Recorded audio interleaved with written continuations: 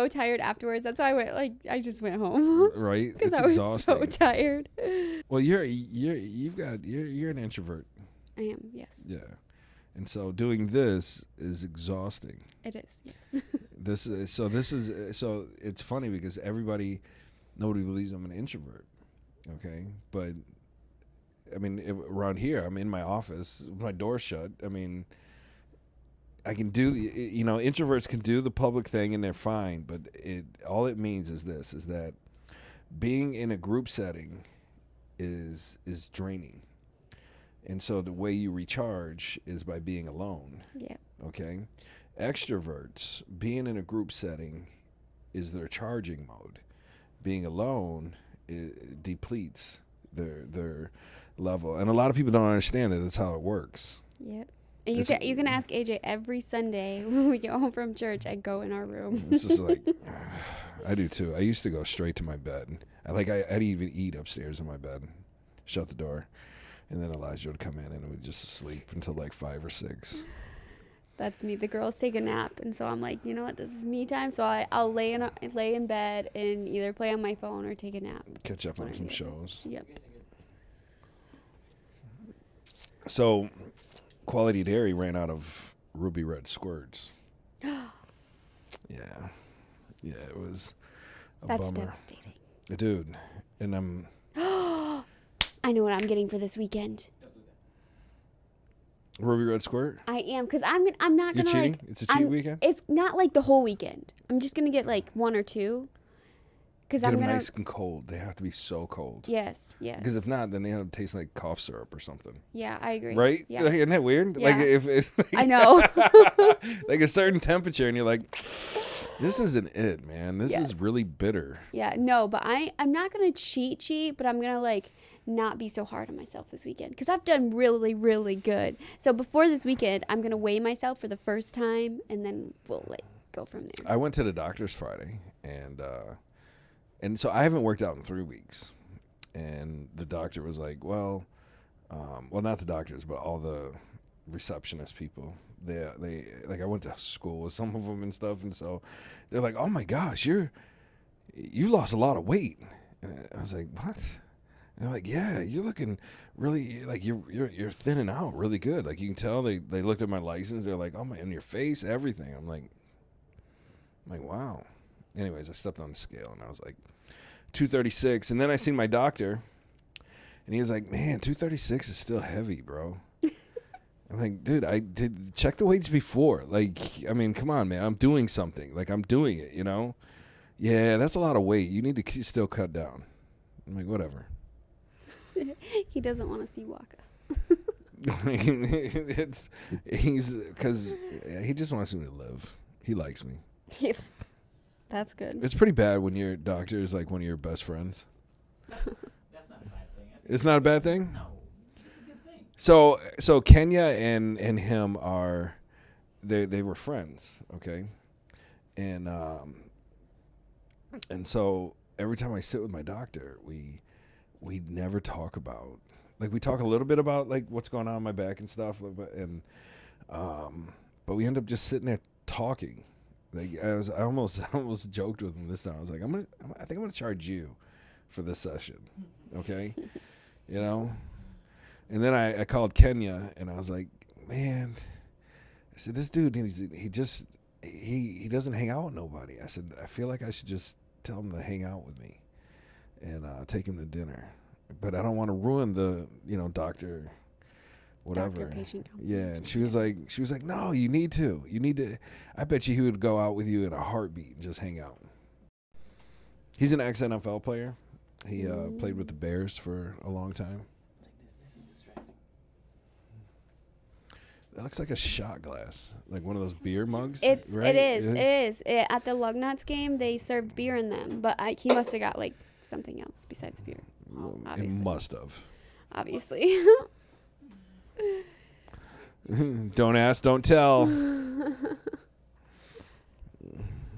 Stupid rules of the AG. I won't get into my drinking rules. Yes, they're good. All right. I guess we're good. We're on. We're live. Testing 1, 2, 3, 4, 5, 6, 7, 8, 9, 10, 11, 12. All right. Hey, this is Anthony and this is Courtney. Hey. And we're here again talking about episode 4 of The Bachelorette. Is it 4 or 3? It's 4. Really? Yeah. Already? We knocked out 3 episodes last week, and now we're current at number 4, and now we're down to 15 plus 1, so 16 guys technically. Yes. So, what are your thoughts on this week's episode? I have so many thoughts. Okay, so first thing first is they started out with the group date, right? Yes. Yes. So, in the group date was where the guys had to go and taste different things and do different challenges, right? Yes. It was like a she said it was like a truth or dare, but it was more just a dare. It was all dare. It was all dare. Yeah. I thought that was actually a really good way to start it out, especially after all the drama that she had just went through. She had all those good guys, and I thought it was just funny and a good way to start it out, to start the episode out. I really want to do one of those dare things that she did, because right? I think it would be Wouldn't that be kinda hilarious.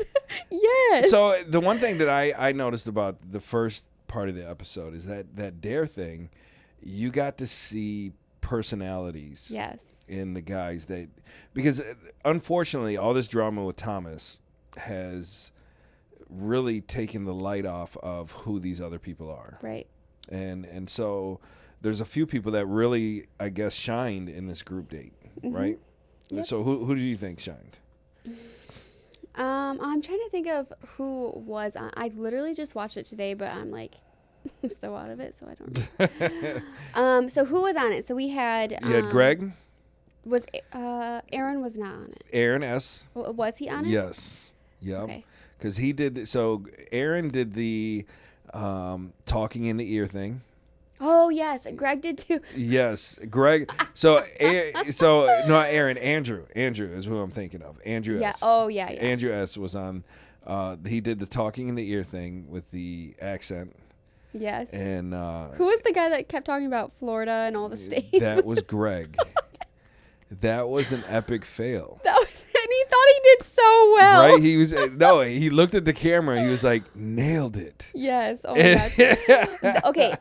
That was my favorite part about that is the whole ear thing, because they in the beginning too. There was, I think it was Greg that was like, "You're not listening to this, right?" And they were like, "No," and we can't hear anything. You know, I'm like, dude, you just asked them a question. They could hear you. Like, of course they can hear everything you're saying. Oh my gosh, that was know, and I didn't even know what he was like getting at. He started out. He was like, "Bend over. Let me show you Florida and New Jersey." And I'm like, hold up, man. First of all, New Jersey has never been a sexy state, like at all. He just started talking about all these states, and I was like, what is he getting at? I and then have no idea. They were all confused, just like I was. So. Yeah, But he was very proud of himself. He did it very confidently. Yes. Very confidently. So, but you know, here's the thing about Greg is that on their date, you could kind of tell that Greg has not dated a lot. Yeah. You know what I mean? And so, which I think is a plus for him, because Katie's the type person, I think, that is aggressive enough to pull things out of Greg, because that's what he needs. He's not going to be the one that is Mr. Casanova, obviously, you know? And so I think there's a plus and a minus to Greg, but yeah, he definitely failed on that. Yeah, he sure did. Yeah. It was funny, but he really failed. Yes. And then Andrew S., he did a good job. I think it's funny because I think Tasha and the other girl are falling in love with Andrew S. Yeah. You know, more than Katie. Right, yeah. So, but, you know, I think did we put Andrew S. as a finalist last week? Do you remember? I don't remember, but if I'm thinking about it now, I don't think so. You know, I think so. I think he's gonna be sitting there at the end. I don't. At least top 5. I put him in my top 5 now. Did anybody in our top 5 go home? No. Okay, so we're still we're still in the running. We're still doing pretty good. All right. Yes. No, I don't think. I liked him in the beginning of the group date, and then once all this Thomas stuff started coming out, and he was like I understood where he was coming from when he was saying, let's not make this about Thomas. Let's just spend our time with her because we've already been through all this drama. Yeah. But I think it was the right thing to tell her, but then move on. Yeah. Well, all right. We're gonna table that for a second. Okay. So let's go back to the group date. Anything else stick out to you? Like I didn't understand the Twinkie thing. The Twinkie thing? Yeah, where like who is it? Michael the Virgin had to eat all the Twinkies. Oh, the Twinkies. Oh, it was a bunch of people. They had to. That was one of the dares. Is they had a plate full of food. Oh, the cake or the Twinkies, right? Or well, they something picked. like that? They were all covered, and so then they picked whatever and they revealed it, and whatever was under it, they had to eat it all. I didn't. Because one was cake, one was pasta, and then Twinkies. Yeah, I mean that guy was one of those guys was tearing up that pasta, like he was in it. I just know I saw that cake and I was like, I'm not a big fan of cake, but because of this diet that I'm on, I'm like, get in my belly. I need cake. I need cake now. All right, so group date. After the group date, that's when all the drama started. Also, they did the pepper challenge. Yes. And then they had with to where they had to propose after the pepper. And I'm pretty sure it was Greg that said that he loved her. Yes. And she was like, I'm counting this. Yeah. Yeah, she like, really likes. So again, Greg and then Andrew S. had a really nice proposal too. Yeah. You know, he was just like, I'm in for the good times, the bad times, all the in-between times. And you can see her starting to tear up, but I think that was the peppers too. Yeah, probably. Because at the end credits, they showed that the girls were eating the peppers too. Yes. So, anyways, out of this date, the two people that stood out was Andrew S. and Greg. And maybe not Greg for the right reasons, but... Right. But see, that's the thing is I don't think Andrews was for the right reasons. On the group date? Yeah. Okay, no, maybe not as... So I'm talking just during the challenge. Oh, during the challenge. Yes. During the challenge, I was He like, definitely ooh, I stood could really... out, right? Yeah, he was growing on me. I was like, okay. And he kept throwing in the accent, and, you know, girls seem to like a dude with an accent. Yeah. I don't know what that is, you know? I am married to a Filipino, so... Yeah, you are. He doesn't have an accent, though. He does. Yeah, he does. He does have an accent. He really had an accent when we first started dating. So. He's just staring at us. He has no comment. Anyways. All right, drama after the group date. Yeah, well, it was during the group date because is the Trey, what do they call it? The like rose ceremony, not a rose ceremony, but champagne thing or whatever they do, right? Yeah. So the sit down. Or whatever. After, I don't know. After party. Yeah. So who was it? Was it Trey? Trey that told her about Thomas. But Trey told the group that he was going to tell everybody. Yep. Now, here's one thing about the group of guys that went. You could tell that the group of guys that went were all friends. Like, she picked the tightest group, right? And I thought she picked a really good group to go on, especially with her previous weeks that she had with all the drama with the other guys. Yep. I think she picked a really good group to... I think so, because too. they all took that beginning part, and not only did they participate, but they made it fun and not about any of the drama that was going on until it got to the serious part where it needed to come out. And so Trey kind of was like, hey, I'm going to talk to her about Thomas and what Thomas has said. And the things that Thomas was saying was that, and I'm going to paraphrase what I think Thomas was saying. Okay. I think he was at a point in life where he probably got an opportunity to go on The Bachelorette, right? At that point, I don't know how you do it. If you get an agent, you get some sort of... No idea. I mean, a lot of these guys are models and they're connected to certain people, right? And so he gets on. He's not told who the Bachelorette is. Even if he is, he doesn't recognize the name. Right. Okay. And so he's like, well, I guess I can do it. And if it leads to me being the Bachelor next or something like that, then great. I think that's a great opportunity to get some exposure or whatever. Truth be told, I think that a lot of guys probably do that for certain reasons. Okay. Yeah. They're all in the spotlight, right? So, and then he gets on. He says last in episode 2 when they were doing the Circle of Trust, that I didn't know who you were when I joined the show, but now knowing you, I'm putting all that stuff aside. So, of course, every guy in that house after that point is going to attack him. Because I think they were threatened by the connection that they had. But why have the mindset going into this whole thing? Why have the mindset of, oh, hey, I can be the next Bachelor? Why not have the mindset of, I could possibly find love? Well, I think that's the problem, is that he did not put finding love at the top. Right. And then put being the Bachelor underneath that. Right. Like, hey, this could be an indirect, consequence of losing out on being chosen for, whatever the Bachelorette choosing me. Mm-hmm. And an indirect consequence would be I get to be in the running for the Bachelor, right?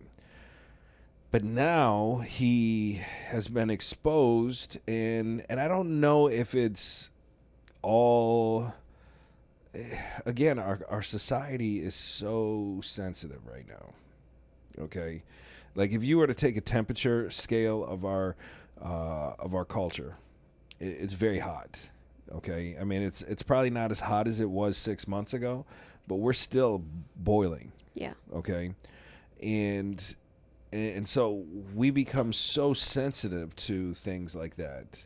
And again, like last week I said, where's the grace at in any of this? We're only seeing snippets of this guy, and we seem to want to judge something based off of that. That being said, these guys, they live with them. How trustworthy is their word when they're in a competition as well? But you also have to think about, too, is it wasn't just one person saying this about Thomas. Yep. It was all of them. They were all seeing this behind cameras, in front of cameras. They were all seeing this about him. So to me, that speaks something. Yeah. If everybody is saying this, then part of it, if not all of it, has to be true. Yeah. And so I think there's definitely some truth in it. I think he is very calculated and rehearsed. Mm-hmm. And I think that's I was looking at it. He's a real estate broker.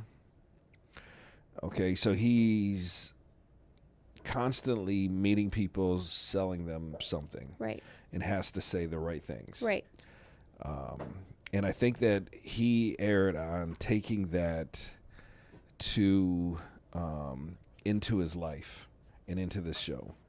And instead of just being who he is, I think he just tried, again, like the other guy, tried to just win. Mm-hmm. And that's I don't know. That's the tough thing. You're in a competition show, but if you go in there with the mentality to win, then you're wrong. Yeah. Yeah. You know? No, I agreed with everything that happened with Thomas. I think that I do agree that he should have gone home, because he did go home. So I do agree with that. I agree with the steps that she took, and what about the harsh way she did it? I was like, yes, sister. I know she did it really, really harsh, but if everything that he was doing and saying is true, then he needs that harsh reality. Like, hey, look, you're here to hopefully find love and not just put on a big show. Like, get out of your big giant head and So be real. So let me ask a controversial question. So let's say this was the Bachelor, and it was a man standing there, and you had 18 women over there, and I've seen some awful things in women's houses. Women are pretty cruel. Right?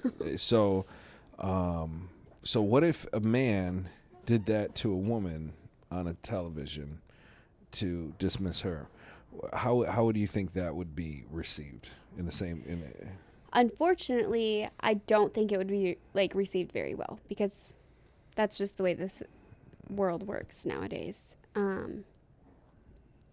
But I think that whether you're male or female, if you need somebody to call you out, then I think you deserve it. Okay, fair enough.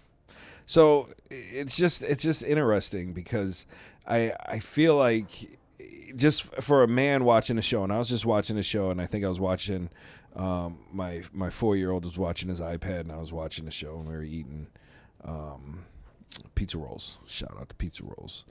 And so we were sitting there, and this happened, and I had this conflicting feeling inside, like, I'm so glad that finally somebody has just called somebody out, because we always see like the guy is kind of a jerk on behind the scenes or this is that, and they never see that, and you're like fighting for them to see that, right? But then she did this, and then I'm like, man, did she just destroy this guy? And that was just my thought, like, because I can't imagine how Twitter and everything is going to react to this dude. I'm sure she'll get some hate towards it. I mean, not her. I think she's going to be fine. I think she'll get some hate. But I truly think he deserved it because he was being fake. Yeah. And that's something that Katie has very much said, that she's not going to be fake. She's not going to.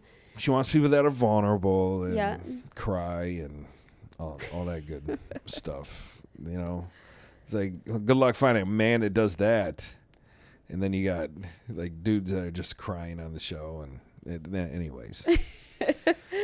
No, I think the way that she did it was really, it might have been really tough for her, but I think she did a really good job.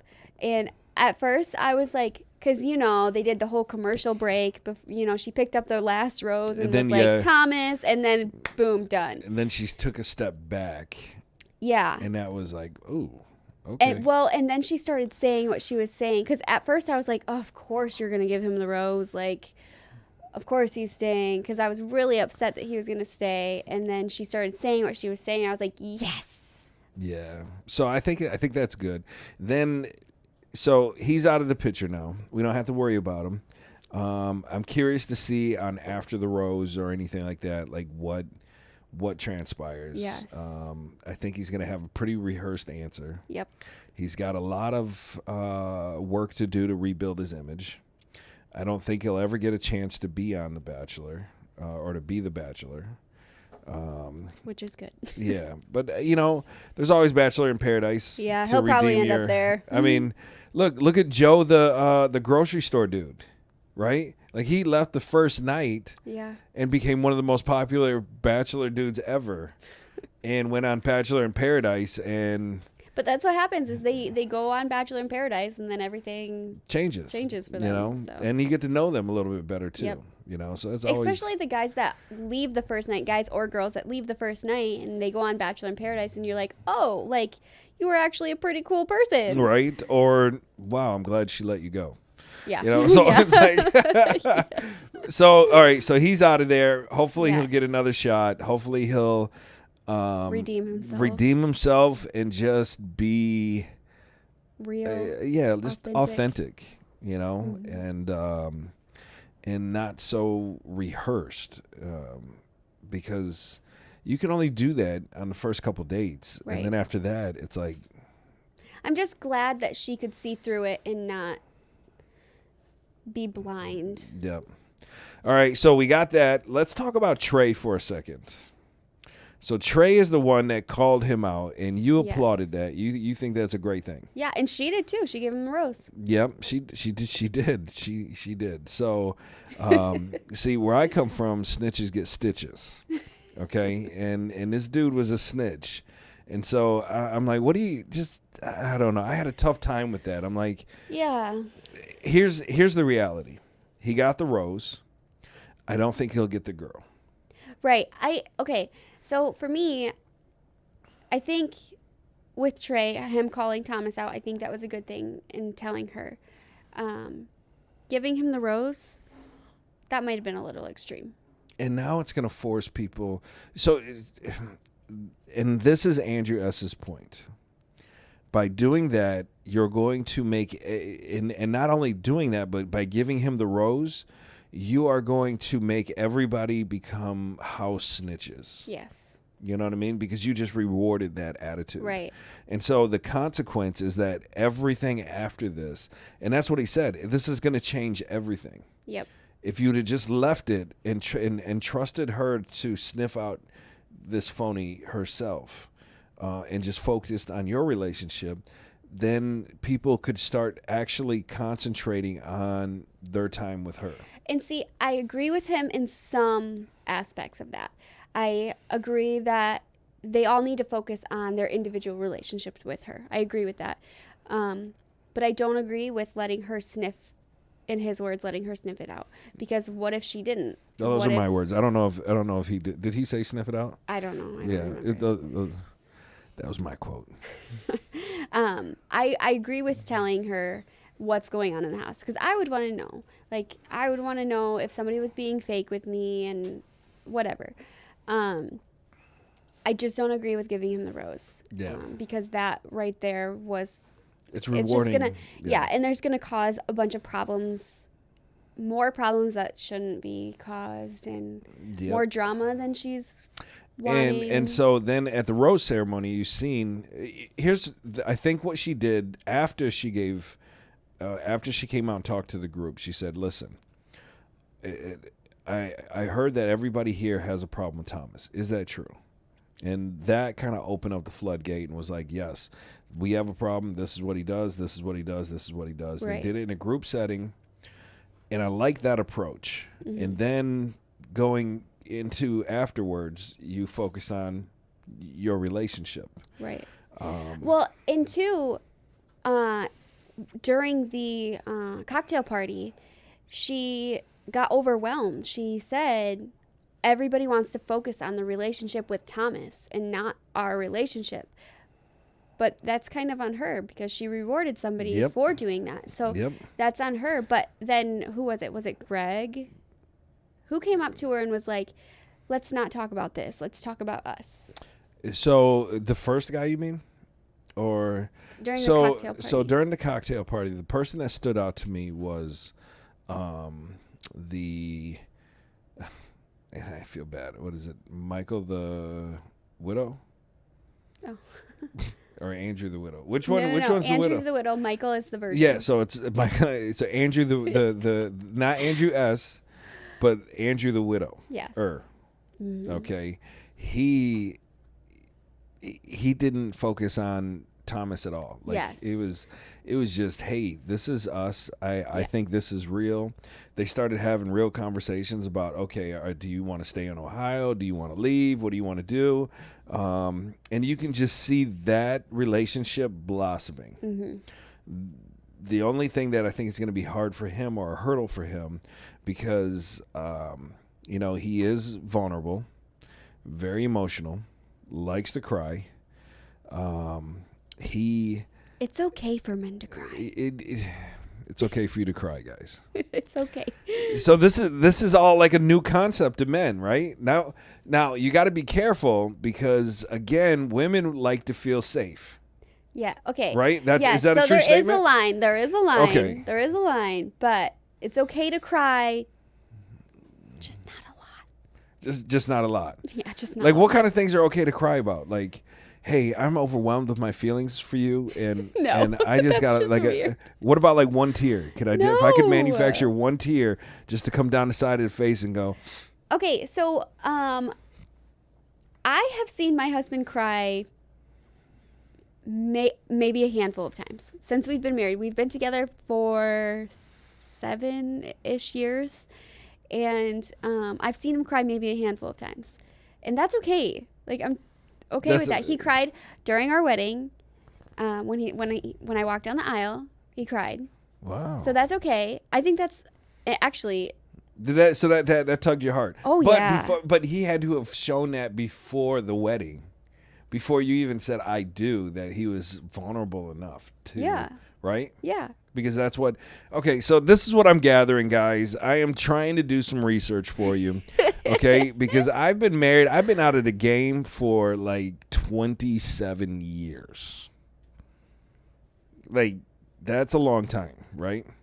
Okay, so what I'm trying to do is I'm trying to help guys understand how to get not just the girl that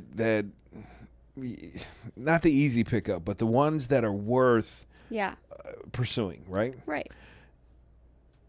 And in order to do that, you've got to intrigue them somehow. And some of that is the vulnerability. Yes. And so here's something I remember. Do you know who Greg Lamonis is? I do not. Okay, he has this show called The Prophet. Anyways, he's like a billionaire. Okay, one of the coolest dudes in the world. Okay, and so I heard him speak one time. Like, I went to this conference that he was speaking at, and he was like, "Listen," he goes, "if you look at these shows, what he does is he goes to these businesses that are failing, and usually a personal business, a small business, is somebody's baby." Mm-hmm. Okay, they've fallen in love with their thing, right? And he goes, I go in there and they're failing and they need help, so I write them a check and invest in their company. But when I do that, I have to invest in them Mm-hmm. and help raise them up, right? Right. And so, long story short, he said this quote. He says, I have to be able to connect with this person on a very quick level. I'm socially awkward. And in order to get over that hurdle, I have to be completely vulnerable. And he said the easiest way to connect with people is heart to heart. And he defined being vulnerable as, hey, I want you to know something very deep and personal about me. And I want to share that with you. And when you can do that and you have this exchange, it's like these two hearts start to come together. Right. Right? But in our society, we live on such a surface level. Twitter, Facebook, make sure that everything's perfect. Do the Thomas thing, make sure that we rehearse the statement. I got to say this so that this happens. And what I'm gathering is that as a woman, you want people to connect heart to heart. Yes. And that takes vulnerability. Yes. Right? Yep. Does that sound about right? Yeah. And it doesn't center around tears. Okay? It's you can be vulnerable without crying. Right. And snotting all Right. over yourself. But it's okay to cry. And not snot though. Yeah, no, that's not. That's That's not not attractive. that's not cute at all. So, all right. So, anyways, back to Trey. I think Trey is going to end up in the friend zone because he put himself there. Yeah. Okay, when you go in there and you become somebody's snitch, like, hey, I got to tell you this. Okay, the focus isn't on him connecting with her. The focus is on him trying to help her find the right guy in the room, if that makes sense. Yeah. I don't think he'll stick around long enough to become the friend zone. I think he'll leave very soon. Yeah, I think they'll be friends. He's a friendly guy. I think she already found a friend in Aaron. Aaron's definitely in the friend zone too. Aaron's another snitch. So all the snitches go into friend zone, But guys. I think Aaron will stick around. He's going to be in the friend zone. What about Andrew S? Andrew S. I don't know. They showed previews for next week. I know, but okay. With previews aside, I have mixed feelings about Andrew. In the beginning of this episode, I liked him. I was like, this guy can be a great person. They would be good together. And then it started drifting off to where he was kind of not necessarily defending Thomas, but to me, it kind of felt like he was on his side. And so then I don't think he was like, on his side. I just think he didn't want to focus on that. Yes, He's just tired of the drama. He didn't want to focus on it, which I totally understand. Like, I get that. But let's make light to a situation and then turn it away, where he didn't want to make light to the situation at all. So, and I think in his defense, there was already light on the situation. Like, she already knew. But Katie didn't know. She already knew that Thomas had said all these things. And then because last week there was a lot of Thomas issues going into this. Yeah, but Katie didn't know. Like, she found out when Trey told her. I'm going to have to rewatch some of that. Because she was very, like, surprised. She had no idea. Because she was very into Thomas. Yeah. Like, they were handsy and making out. Handsy and making out. All right. So, Thomas is gone. All right. Yes. There was no one-on-one dates this week. Nope. And one of the things that happens on one-on-one dates is that in past seasons, the Bachelor or Bachelorette has sent people home. Yeah. After a fun date. That hasn't happened yet. I mean, we've only had like two or three one-on-ones, right? And so I think next week, hopefully they start getting back to the one-on-ones. And I'm curious because it looks like Andrew S. gets a one-on-one date.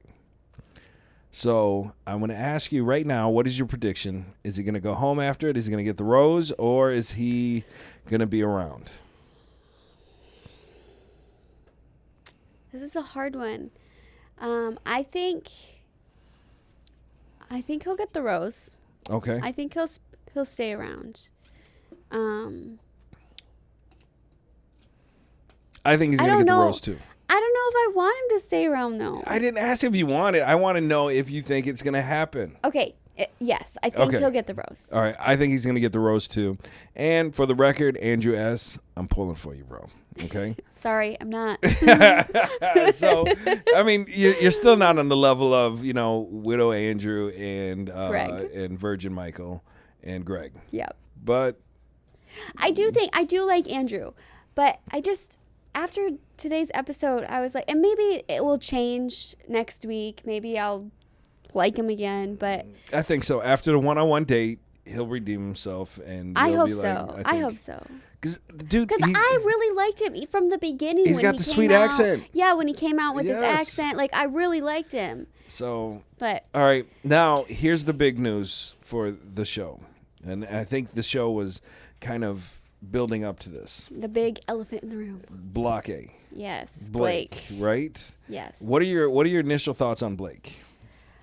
I don't like Blake. I don't So want him to do you be get like there. a what do you get like what kind of vibe do you get from this guy? Cocky? Cocky? Mr. Know-It-All? Women don't like arrogance. They like No. confidence, not arrogance. No. You know? I don't. Unless you have a sweet car. I think he'll be another kidding. Thomas. You thinking what? I think he's going to put on this big show. No. But in reality, he's going to be a jerk. Okay, here's Blake. I knew Blake from the past show with Claire Tasha. and Tasha, and Claire, right? yep. Blake is a very open, emotional guy. Blake is the overly emotional guy. Ooh, we got to watch that because now I'm intrigued because now we're talking about being vulnerable, but now this guy is too vulnerable and too emotional. There's a line. There's a Okay. line that we draw. It's Okay. if you're too emotional, no. We're going to put sorry. that on the radar. Okay. I'm going to tell you what I did like about Blake. Okay? And I think a lot of people this is a good move. Okay? Because when he first seen her, he complimented and said how beautiful she was, right? And then he went in and started to talk details. How confident, how you do this, you do that, you do, and gave examples of all the things that he found attractive in her. Mm-hmm. No other man has done that on this show to that extent yet. Yeah, I get that. But she also made a very good point on he's already dated 2 bachelorettes. Yeah, but nobody dated Claire. That's true. Claire was, oh my gosh, Claire had issues. Yeah, she had her mindset and Right there from was the limo. Yeah, there was no changing that. Dude, that was the most messed up. Yeah. Honestly, that probably got Chris Harrison fired before he said anything else. Just kidding. Don't be talking about my Chris Harrison like that. So, that was a messed up thing. Tayshia redeemed the season, but that whole thing was jacked up. You know? Now, bringing in Blake into the house, that's going to disrupt and do more damage than good. Yeah. I agree. That I believe is. And if you watch the previews for next week, Hunter is now starting a bunch of drama. Hunter is a. Hunter reminds me of the dude in high school or college who like does too many steroids. Yeah. Right? Yeah. And he's just overly aggressive for no reason. I'm not going to say that I'm surprised because I'm not. Like, I kind of saw this coming with him. I don't know what it is about him, but I saw it coming. It's the square jawline. And I think he just thinks he's like Mr. Popular and I've got all my stuff together and this is my take on that dude. I think that like if you had an orange on the counter, right? And somebody was like, "Oh, cool, orange." And they started eating the orange, right? And because you live in a house full of dudes and there's just an orange on the counter, right? You would think, "Oh, well, free orange," right? Right. I feel like he would be the guy that runs out and goes, "Who ate my orange?" and starts flipping chairs and tables and stuff, right? Who was it with the wine? Oh my goodness. Like that. She drank my wine. That is going to be a special bottle. Gosh. I had it sitting there for everybody doing. Yeah, and everybody knew that was my wine. It was supposed to be for me and him. Yeah. He is definitely one of. So Hunter is that guy. Yes, I agree. All right. So we're going to have to watch out for that. Anything else you want to say about this week's episode? I think that's pretty much it. I think we covered it all. Okay, so here's a big question. All right, we're 4 weeks in. Do you think she finds a match? I do. Yeah? Yeah. Okay, so there's one in there for her. I do think she'll find a match. Do I think she'll stay engaged? I don't know. So I just researched. I wanted to know, was Tayshia still with the dude that she was with? She right? is. Yes. She is. Mm-hmm. You know, and she doesn't talk about it or anything like that. They still live in different coast. Really? I thought they moved. I thought she moved with him. Did she? So she's in New York now? Yep. Okay. So I like to try to follow and see, okay, does this process really work? Well, and that was the thing too, is I did look into that as well as, you know, like who from the past like have stayed together. And there's actually quite a bit of people. Like we have Ashley and Jared. Granted, they met in Bachelor in Paradise. They met and then they were friends, then they broke up, and Ashley cried too much, and then somehow Jared treated her like crap for a while. Yeah. And now they're living together. Yeah, and they're married. They're married because of quarantine. A process of having a baby. Are they having a baby? They're trying to have a baby, yeah. So we have Jared and Ashley. We have Sean and Kathleen, I think was her name. Sean and Kathleen. I have to look that She's one the up. Asian chick. She's Filipino. Oh, Filipino. She's the Filipino one. My favorite couple is Evan and they got divorced. No. They did. I was devastated. They have like 3 kids. I know. No, they Yes. got divorced. They got divorced. Oh, and They on that did. note, we'll see you guys next week.